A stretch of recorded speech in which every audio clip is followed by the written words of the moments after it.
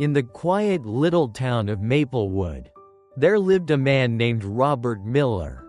He was wealthy, respected, and admired for his sharp mind and success. But behind that image of pride, Robert carried a deep worry: the future of his only son, Jason. Jason was nothing like what his parents hoped for. While Robert and his wife, Mary, valued discipline and learning, Jason preferred running wild with friends, wasting hours on games and mischief. Books never held his attention. Lectures slipped through his ears like wind through an open window. One evening, when Jason strolled home long after dark, Robert sat him down. His voice was calm but firm. "Son, you need to take your studies seriously. Money can come and go, but wisdom is a treasure no one can take from you. You need to learn not just for a job, but to become wise." Jason shrugged, leaning back carelessly. "Dad, we're not short on money. Why should I bury myself in books?" Robert froze for a moment, pained by his son's words. Mary tried to comfort him, whispering that Jason was still young. But Robert knew the truth. If Jason didn't change, his future would be nothing but a shadow of wasted potential. A few weeks later, Robert made a bold decision. He sent Jason to live with an old friend of his, Professor Carter, a retired teacher known across the county for his strict methods and unusual wisdom. Jason was furious. "What? Live with that old man? Dad, you can't be serious." But Robert's voice left no room for argument. "One day you'll thank me. Until then, you'll stay with Carter." So, Jason packed his bags, sulking all the way to Carter's modest house on the edge of town. The first days felt like prison. Carter's routines were strict, every moment accounted for: rising early, reciting passages, practicing discipline, doing chores. Jason complained, rolled his eyes, and looked for ways to escape responsibility. But Carter's calm persistence left no opening. One morning, Carter and his wife prepared to leave for a wedding in a nearby village. Before departing, the professor called Jason over. "Jason, today I'm trusting you with a task. Watch over Ethan, my son. Make sure he learns the passage I assigned before he plays. I'm counting on you." Jason grinned inwardly. Finally, a chance to prove he wasn't useless. He turned to Ethan with unusual seriousness.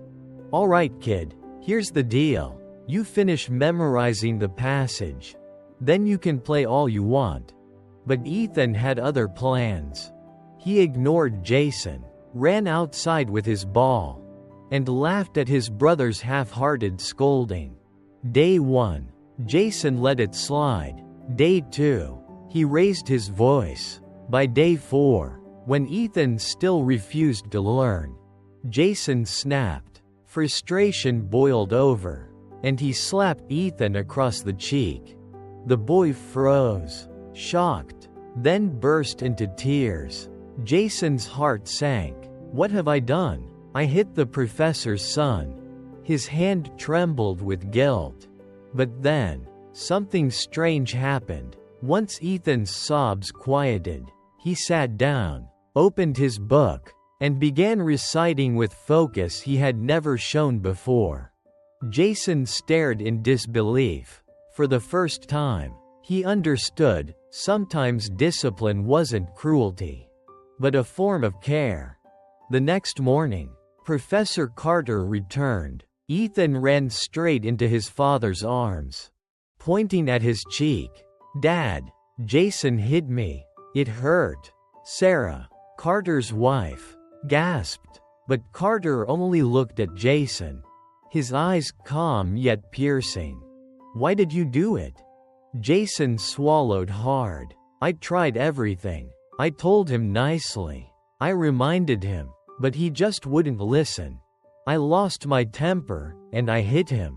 For a long moment, silence filled the room. Then Carter nodded slowly. You carried out the responsibility I gave you. Sometimes a teacher must be strict so that the student can grow. You've just learned one of the hardest lessons of leadership. Jason's eyes widened. In that instant, his father's words from months ago echoed in his heart. For the first time, he understood what wisdom truly meant. Love was not only about kindness, it was also about discipline and responsibility.